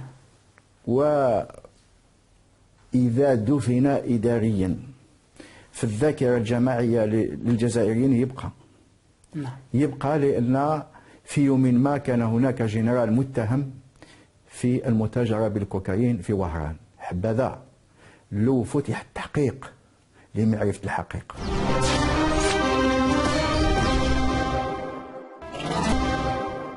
خلينا نكونوا موضوعيين، يعني جنرال ماجور قائد ناحية عسكرية مهمة كما وهران متهم في الكوكايين، يعني ما خلص العقار، خلص المال، خلص الاستفادات الكوكايين، يعني شيء احيانا لا يصدقه العقل، يعني خاصه في فتره التسعينات وين كان الدوله والجيش والمفروض قياداتنا العسكريه كانت منشغله بمكافحه الارهاب. شوف سي محمد، انا تجبرني باش نقول الشيء اللي ما يشبغي نقوله. لا قولوا سي بشر. انا في دردشه. نعم. مع هذا العقيد اللي كان مكلف بالملف هنايا. نعم. وفي هذاك الوقت وراه موجود بالحي وماهوش لازم باش نذكر اسمه. قلت له يا ولدي انا مانيش مقتنع بهذه الحكايه كما تقول انت، جنرال مع جنرال والي رئيس امن الولايه نائب عام مساعد امين عام الوزاره الى اخره متهمين في الضروق. قلت انا مانيش مقتنع بها. نعم. قال لي بالحرف الواحد، قال لي انت يا راسك يابس وماكش باغي تفهم، الملف انا اللي حاكمه واللي نتبعه وراي كاين منها. وذكر لي حكايه الباخره في وهران اللي لقاو فيها لا دروغ، وذكر لي مجموعه نتاع القرائن والادله باللي ملف لا دروغ موجود صحيح والجنرال كمال متورط فيها. هذا ماهوش معناه انا جو كوسيون ولا ناكد هذا الكلام هذا، انا نحكي الشيء اللي سمعته. ولكن ظاهر يعني سامحني سي بشير من التفاصيل هذه انه الرجل كمال عبد الرحمن كان قائد ناحيه عسكريه مهمه، كان واقف في مكافحه الارهاب، كان المسار المهني نتاعو في تصاعد. الجنرال ماجور مرشح ايضا بعض الاوساط ورشحته انه يخلف الجنرال توفيق على راس الديارس. من الطبيعي انه يظهروا له خصوم واعداء يحبوا يكسروه باش ما يتقدمش. وسيفري يعني هو الذي حصل انه انتهى مساره المهني بهذا الفضيحه التي يقول هو ويقول من ربما لديهم يعني موقف موضوعي انها ملفقه. ايه هو الان انت نصبت نفسك مدافعا على الجنرال كمال، من حقك. انا لا ادافع عن الجنرال. انا نقول لك انت سي بشير انت تقول ان هذا التقرير الذي اتهم فيه بشير كمال عبد الرحمن هو السبب في الزج بك في السجن. بيان سور. خلينا نحكي على التقرير هذا. هناك من يقول انه ملفق. ما يهمنيش انا ملفق ولا انا لا يهمني هذا التقرير، انا نعطيك الحقائق. اما ان هذا التقرير ملفق ولا لا، هذا سي قدهزيل اللي هو في الحقيقه هو السبه نتاع المحنه نتاعي. صاحب التقرير. نعم. صاحب التقرير هو اللي دار التقرير. نتمنى تكون عنده شجاعه ويجي يدافع عن التقرير نتاعو امام الراي العام. نعم. لكن نوجه له نداء للحديث عن تفاصيل هذا التقرير. وبعدين الناس اللي تكلفوا بالملف على مستوى المخابرات نعم. موجودين احياء تكون عندهم شجاعه ويكشفوا الحقيقه. لكن ما يؤسفني ويؤلمني نعم. ان هذا التقرير عن حق او صواب وجه لقائد الناحيه والوالي وغيره، عوض ان يتجهوا نحو قدهزيل ومن وراءه اذا كان وراءه اتجهوا نحو فريك. وهذه هي المؤامره الدنيئه. علاش اتجهوا نحو بهدف سي بشير؟ الهدف فيه زوج اهداف. نعم. انا كانت عندي مشاكل كبيره مع قائد الناحيه من بعد لازم نطرقوا لها. نعم. لما كنت فيها مشاكل كبيره، كان بغى يحتويني، بغى يسيطر عليا، بغى كذا. فيه عامل انتقامي لان الملف وصل حتى الزغوال وكذا الى اخره. وثانيا هذا الاهم هو خلق. شوف يا سي محمد، لو كان ترجع للصحافه في هذاك الوقت تخلع. نعم موجوده قصصات تظهر على الشاشه. نعم. جرائد عندي قناطير تاع الصحافه. نعم. داروا حمله امنيه غير مسبوقه، نعاود مليح نقول غير مسبوقه، وموازتها حمله اعلاميه شرسه ضد شخصك. ضد شخصي. علاه؟ خلقوا لافير فريك وعطاو لها هاله اعلاميه. واش حدث؟ للتغطيه في رايك انت للتغطيه على الكوكايين. ان هذيك لافير تاع فريك وهذيك الحمله هذيك احتوت قضيه الكوكايين. يعني اصبح الراي العام لان ما كان حتى واحد اللي عنده شجاعه باش يروج لحكايه الكوكايين. كانت خطيره. نعم. الوحيد الجريده اللي تكلمت عليها بقوه هي الكواليس نتاع سي محمد صالح حفظ الله. نعم. كان وقتها صلاتها موجود القصص موجوده وغلقوها للجريده. نعم. فهاي المؤامره عوض انهم يتجهوا لفتح تحقيق حقيقي حول وروجوا ظلما وعدوانا باللي انا كنت وراء قدهزيل. وهنا نفتح قوس. نعم. نفتح قوس. قدهزيل هو موجود قبل ما يدخل السجن، ما نتذكرش 3 ايام ولا اسبوع، ما نتذكرش. هو كان يخبرني باللي راه دخل في صراع مع الوالي ومش عارف وكذا. في يوم انا جيت طالع في السياره تاعي مع الوراسي، هو كلمني في الهاتف قال لي انا قضيت عليهم. قلت له قد برك انا كيما يقولوا برك ما تشكل. قلت واش قضيت عليهم؟ قال لي قضيت عليهم. قال لي روحت قهوه والراجل قال لي راني في الوراسي. قلت له راني جسمي اللي حدا الوراسي. دخلت هنا لا علم لك بالتقرير. ما عنديش وراه موجود. نعم. نقول الكلام هذا باش نبرأ نفسي لانني ما نتامرش. مستحيل اخلاقي ولا تربيتي نروح نتامر. واش دخلي انا في واعر؟ الواعر نسيتها 4 سنين ونص. واش دخلي في المشاكل تاع واعر ولا دروغ وكذا وباي صفه انا ندخل فيها؟ نعم. فطلعت الغرفه نتاعو لقيته مرتبك نوعا ما. نعم. قال لي عندي تقرير واني نقضي عليه. وشكون هما هذه؟ قال لي فلان وسمى لي الجنرال كمال وقوادري ومقراني رئيس امن الولايه. اعطاني التقرير شفته لقيته شويه الحجم نتاعو موجود يظهر على الشاشه. قال لي قراه. قلت له ولدي هذا الفرنسيه تاعي ضعيفه. قلت له احسن قراه لي انت. قراه هو اللي صدقني، هو يقراه لي لحم يتشوك. نعم. قلت له قاده راك حتى بعيد، قلت له عندك البيان على هذا الشيء هذا؟ او قاده ويسمع لازم يسمع. نعم. قلت له قاده راك رحت بعيد. هل عندك ادله انك تتهم مسؤولين كبار بالمتاجره في المخدرات؟ قلت له خاصه، قلت له في الوضع نتاع البلاد في هذاك الوقت 2001. نعم. الوضع نتاع البلاد قيد ناحيه، لواء قيد ناحيه عسكري، قلت له تهم انت قيد ناحيه. قلت له تاخذ راي اختيك. قال لي سي تروطار. بعد حكى لي كيفاش راح التقرير وصل للجهات الوصيه. طبعا موش غير وصل، راح قال لي حكى لي كيفاش سمعوه في المخابرات في وهران وسجلوه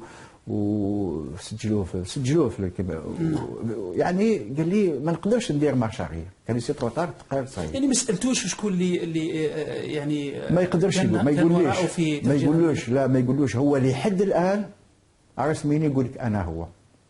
مره سميت له شخص، قلت له شخص كان وراه كذا، قال لي احنا اصحابنا من هكذا، بعد قال لي انا اصحابي من نحميهم.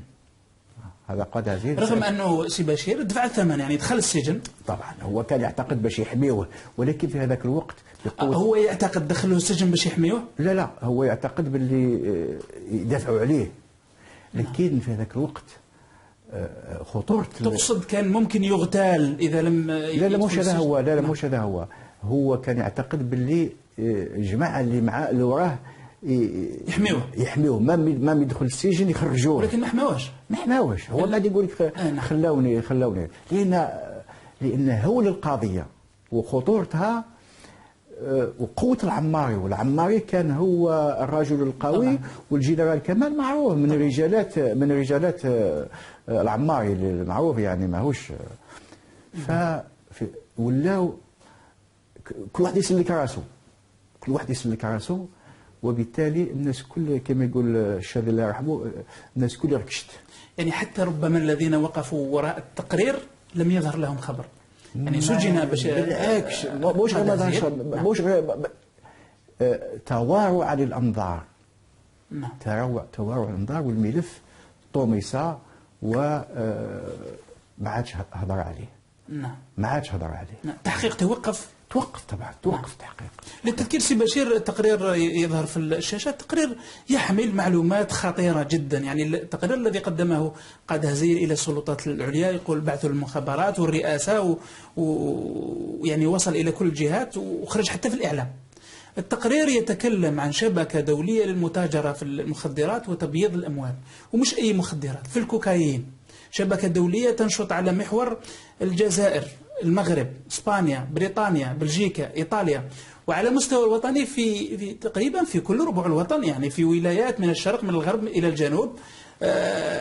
يتحدث عن خيوط دوليه لتحريك هذا الكوكايين، هذه السموم هذه، ومتاجره بها في الجزائر. يقود الشبكه حسب التقرير البارون المعروف احمد زنجبيل. الناس يعرفوا زنجبيل، اللي ما يعرفوش الناس أنه ربما زنجبيل هذا بارون مخدرات، لسنا ندري هل هو شخصية حقيقية أو وهمية. يقال أنه كان مسجون في المغرب في التسعينات، ثم المغرب أطلق سراحه ودخل إلى الجزائر، وانتشرت السموم في التسعينات بعد دخوله. متهم أيضا في التقرير الجنرال كمال عبد الرحمن، وربما هو أبرز المتهمين، قائد الناحية العسكرية الثانية، كواحد من أكبر منشطي هذه الشبكة. متهم الوالي السابق مصطفى قودرية، متهم مدير الجمارك الجهوي، متهم الأمين العام للداخلية في ذلك الوقت، متهم قائد أركان الدرك بالناحية الثانية، كثير من القيادات العسكرية، رجال رئيس أمن الولاية أكبر المتهمين، رئيس أمن الولاية أيضا مذكور، عدد كبير من رجال الإعلام، رجال الأعمال متهمين، 3 صحف مدراء، 3 صحف محلية أيضا ذكرت أسماؤهم في هذا التقرير على أنهم متورطون. يعني أشياء لا تصدق. قد هزيل هذا الموظف البسيط في وهران يجيب لنا خيوط شبكة دولية موجودة في إسبانيا وبريطانيا وإيطاليا. أكيد أن التقرير هذا كان مقصود بهدف، والهدف على ما يبدو في الظاهر هو تكسير كمال عبد الرحمن. ثم توقف التحقيق، لأنه كما تقول ربما وجود قائد الأركان في صف كمال عبد الرحمن أقبر الملف في حينه. أنا لست هنا لتأكيد صحة هذه الاتهامات أو عدمها. ما نقدرش ولكنك تعتقد أنه بسبب هذا التقرير ماهوش أعتقد أدخلت السجن. سي محمد. نعم. لا أعتقد، متأكد مليون في المية. طيب ممكن تجاوبنا على سؤال بسيط؟ علاش يعني لماذا بشير فريك بالضبط؟ علاش لما يذكر جنرالات في هذا التقرير يروحوا لبشير فريك يلفقوا له تهمه يدخلوه في السجن باش يغطيوا على لماذا انت لعدة اعتبارات. نعم. الاعتبار الأول هو عنصر الانتقام، لأن كانت عندي وذكرتها لك، كانت عندي مني أنا عنصر انتقام مني أنا الجنرال كمال عبد الرحمن من طرف خاصة الجنرال كمال ومقراني وغيره. طيب ينتقم منك لماذا؟ يعني وش كان؟ خليني نكمل لك. هذا العنصر العامل الأول هو عنصر الانتقام. نعم. والعنصر الأهم هي نعاود نقولها لك، هي التغطية على فضيحة المخدرات من خلال خلق هالة إعلامية كبيرة. جبنا بها 10 سنين تقريبا. صحيح. تقريبا 10 سنين. الإعلام يتكلم عن قضية بشير فريك، وقلة قليلة تتكلم عن الشبكة الدولية للمتاجرة في الكوكايين. بداو يتكلموا بإلحاح على شبكة المتاجرة. أنا حاولت أثناء المحاكمة نتاعي المرتين أنني نجر الإعلام للحديث عليها، لكن ما تكلموش. تكلموا إعلاميا ابتداء من 2006 لما خرج قدام هزيل ومشى لبعض الصحف هذاك وتكلم في الشروق، انت كنت رئيس تحرير تاع الشروق. نعم. وتكلم في الخبر وتكلم في الوطن وغيرها، وتوصل انه حتى ان جر معاه سليمة المساني للمحاكمه ضد الجنرال كمال ومدير المهم.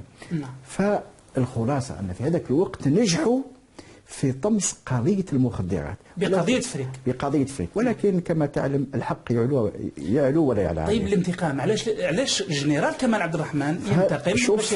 شوف هذا الجنرال كمال عبد الرحمن يحسن الحظ خدمت معاه عام برك. لو كان خدمت معاه كما خدمت مع الجنرالات الاخرين مش عارف تصرى.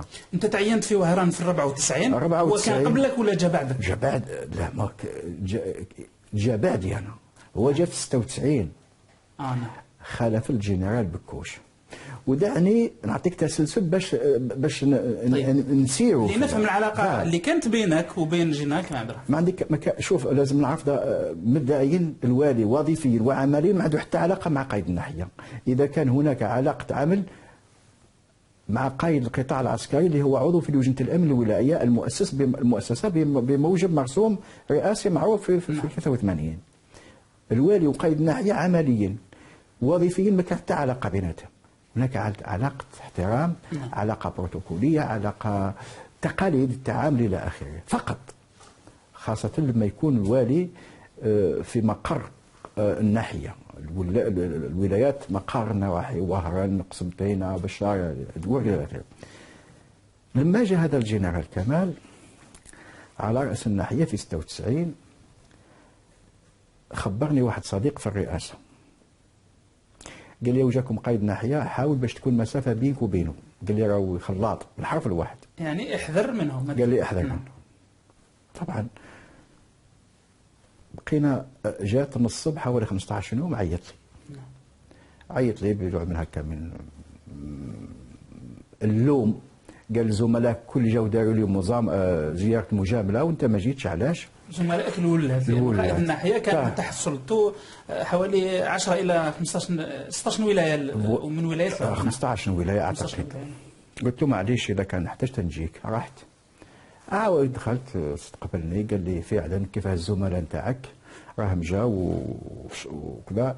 قال يعني وكانه مكتوب على الوالي انه يروح يؤدي ولاءات الطاعه لقائد الناحيه العسكريه. حسب روحه باشا في هذاك الوقت، سيلو باشا كما قالوا. وكنا في حاله طوارئ، كان ما عندها حتى علاقه. هذه طوارئ كيفاش يقولوا، هذه طوارئ كيفاش يقول لك اسمه قميص عثمان اذا صح التعبير، او كلمه حق ورد بها باطل. ما عندي حتى علاقه بها عمليا ووظيفيا. استقبلني قال لي هذا وين الزميل نتاعك نتاع عين الدفله الوالي، رغم ان الولايه عين الدفله تابعه للناحيه العسكريه الاولى، ولكن وجا هذا وين خرج منها وانت ما جيتنيش. المهم مرحبا كذا الى اخره. قلت له نحن رانا كاش بغيت معلومات ولا كذا ومرحبا بك وكاش. نعم. شوف يا سي محمد النوع تاع البشر يتعامل معاه. اول ما بدا يسالني قال لي قال لي هنايا في وهران، هذا عنده واحد 15 يوم. قال لي في وهران هم الناس بزاف كارهين منك. هذا عنده 15 يوم. او قلت له صاي وصلت التقارير. قال وبدا. قلت له سي نورمال، اي مسؤول عنده اعداء، عنده اصدقاء، عنده متفرجين على. بدا سالني قال لي واش من العلاقات نتاعك ببعض الجنرالات. سما لي طيب دراجي كان في وزاره الدفاع مازال ما حكمش الدرك. سما لي الجنرال غضبان شعبان كان قائد القوات البريه.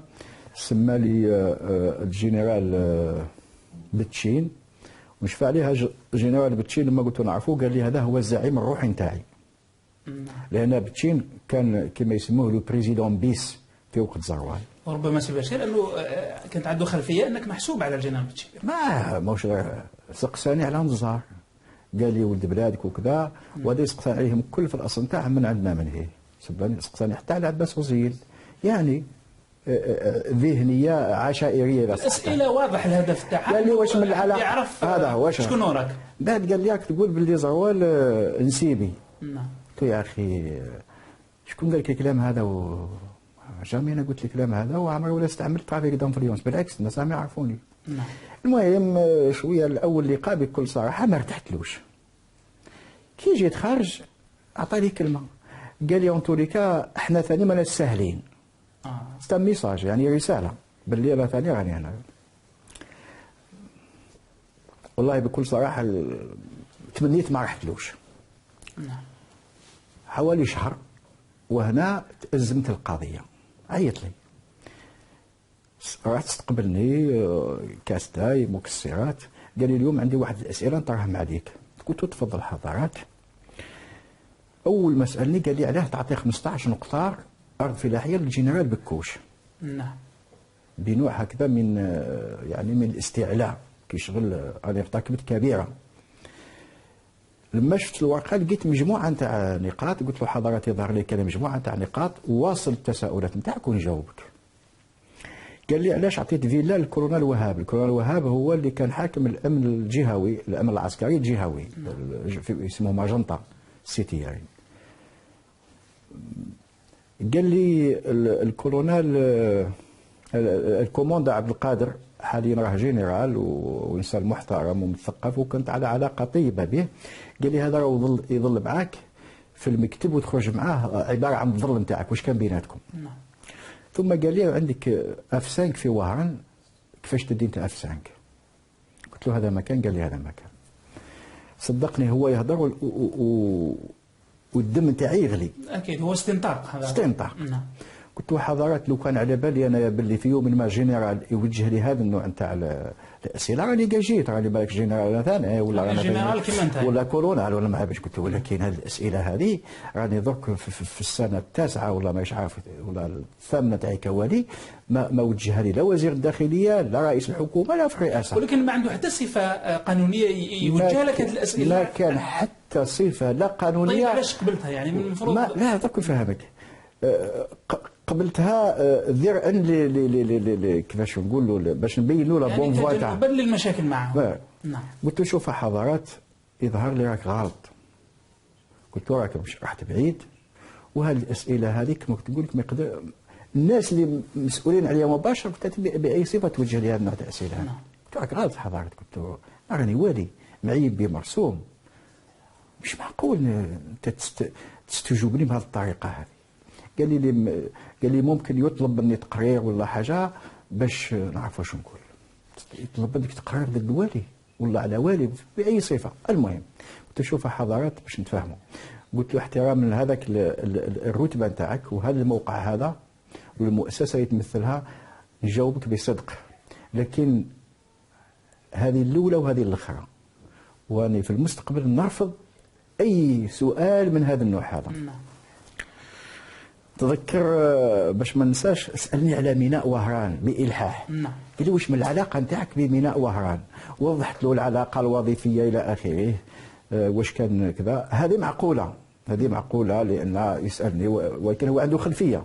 صراع على السيطرة، من يسيطر على الميناء؟ هل هو الوالي أم قائد الناحية؟ نعم. أعطيته توضيحات باللي الوالي عنده صلاحيات، وهو كانت عنده وحدة عسكرية عنده صلاحيات، ووضحت له كذا. يعني حتى الميناء عليه علامة استفهام. لا يعني طبعا لماذا يصر على معرفة الميناء تحت سيطرة من يكون؟ هو الميناء باش يبسط النفوذ نتاعو، لان لما مشيت انا بسط النفوذ نتاع الميناء معروفه، حتى من لا دروغ تم اكتشافها في ميناء وهران. يعني هل هو وراها ولا مش وراها العلم لله، لكن حتى بالممارسات الاخرى كانت توصلني الاخبار، وكانت عندي كل الملفات والممارسات نتاعو هو وقوادي، راه موجود عندي ملف كامل ممكن. ولكن المعلومات اللي اعطاها لك دقيقه وصحيحه. تعوى انك اعطيت استفادات للجنرال بكوش، للمسؤولين اللي ذكرهم في الجنرال في المنطقه. بالنسبه للجنرال بكوش قلت له يا ولدي راك غلط، انا ما مديتلوش. الجنرال بكوش قلت له لما كان قائد الناحيه طلب مني، وقلت له للعلم الجنرال بكوش عرفته لما كان حاكم مدرسه الدبابات في باتنا قديم مجاهد هو. قلت له تلقينا هنايا اطلب لي قطع ارض باسم الزوجه نتاعو. قلت له فعلا خرجت الكاداستر، خرجت مديريه املاك الدوله، مديريه الفلاحه، وداروا له قرار الاستفاده للزوجه نتاعو. لما جابوه لي باش نسنيه حطيته في المكتب وما سنيتوش. قلت له ولكن اعطيك الصحه راك فكرتني، وانا انسان وفي كما قال واحد لكلمتي. الجنرال بكوش راه الان غادر العسكر، راه دوك نخرج منه نطلب منه اذا مازال مهتم وملح نقول له يجيب له زوج وثائق، يجيب لي الرادياسيون نتاعو من العسكر من الجيش، ويجيب لي شهاده باللي مجاهد.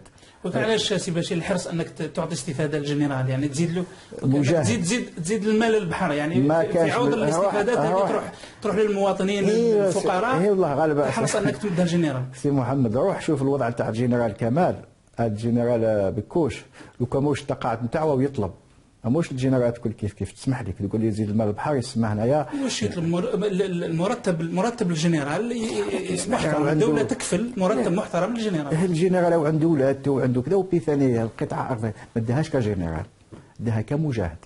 انا يعني انا لما قلت وفعلا عيطت له وجاب لي الوثيقه وعطيتها له كمجاهد، لان فيه قرار وزاري مشترك الجيوب العقاريه هذه الفلاحيه الزائده تمنح للمجاهدين وذوي الحقوق. المهم بيدخل عطيتها له في اطار القانون، ما خرقش قانوني غير ما نقدرش ندير واش من فايده تاعي باش بدليل لما كان اون بوست. وين التاثير نتاعو عليا انا كي كان في المنصب ولا كي خرج؟ كي كان في المنصب، كي كان في المنصب ما عطيتلوش، لما خرج عيطت له لان من حقه، والان راهو يتفلح فيها. في طيب باقي الاستفادات اللي باقي الاستفادات قال لي على الكورنال وهاب راك عطيت له فيلا، قلت له ودي ما عطيت له ما على بالي به، راه شرا من لاكناب. على ذكر لاكناب في نفس الجلسه قال لي علاه ما تنحيش مدير جهوي تاع لاكناب قوار مؤمن. قلت له باي صفه نحيه، هو يخدم لاباس به وبثاني تبع المؤسسه عموما اقتصاد ما عندي حتى علاقه به، قال لازم يتنحى. ما نحيتوش، ما مش مصلحتي حتى باش نحي. ممكن اذا كان كاين حاجه نكتب لوزير الماليه ولا المدير العام تاع لاكناب، ما كان والو، كان انسان يخدم نازيه كانت علاقتي به طيبه. بالنسبه للكولونيل سي عبد القادر قلت له هذا راه هو الطابلو دبور نتاعي، وانا راه مسؤول المخابرات هو اللي يعطي لي الوضع في الولايه واش كان. بالعكس لازم نتعامل معاه، هو والدرك والامن هما اللي يعطيوا لي، مش عارف انا وين راح. قال لي بزاف وراه كذا، ومن بعد ولا نحاه من واهرا وبعثوا للصحراء لما مشيت انا.